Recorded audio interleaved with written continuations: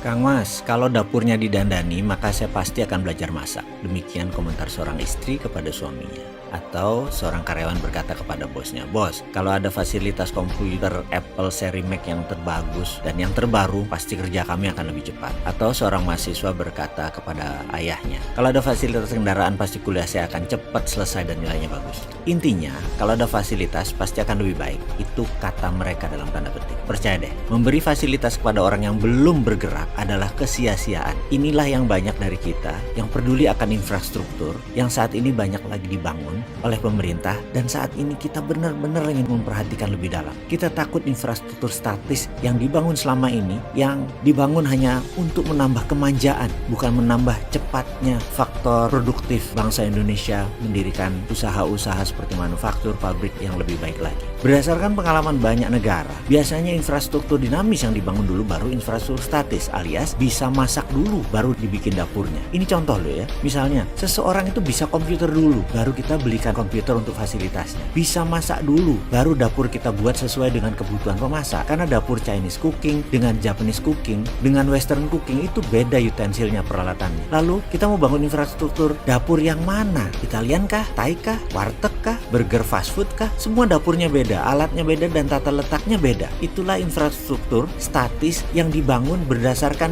kedinamisan alat-alat dapur tadi. Ada baiknya kita ke depan membuat rencana kerja nasional lebih detail lagi. Membangun itu gampang, mengisi yang paling sulit. Statis itu gampang, dinamis yang lebih sulit. Membangun program berlapis 10 layer dan pakai swasta sebagai pendorong 80% geraknya, itu lebih dinamis daripada membangun infrastruktur sekarang. Jadi gunakan swasta itu lebih lincah, lebih murah, dan lebih cepat. Sekali lagi, platform bernegara harus dengan fondasi yang sama, yaitu kita harus punya arsitek ekonomi, arsitek pertahanan keamanan, dan semua gartra bernegara ada arsiteknya. Hanya sekedar mengingat ya, dulu di zaman Orba dibangunlah infrastruktur statis yang namanya THR, Taman Hiburan Rakyat. Untuk hiburan rakyat ada di 25 kota. Namun yang bertahan hingga 15 tahun hanya 2. Mengapa bisa bertahan sementara yang lainnya sepi? Yang bertahan itu hanya di kota, 1 Solo, 2 Surabaya. Kenapa sekali lagi hanya Solo dan Surabaya? Karena di THR Solo dan Surabaya ada Sri Mulat. Tapi kita tahu bahwa kemudian THR kalah dengan televisi swasta di mana Sri Mulatnya diboyong ke TV. Jadi sekali lagi, infrastruktur dinamis itu penting. Atau ada lagi, kita tahu tentang infrastruktur statis. Goyangnya bisnis net TV yang terbaru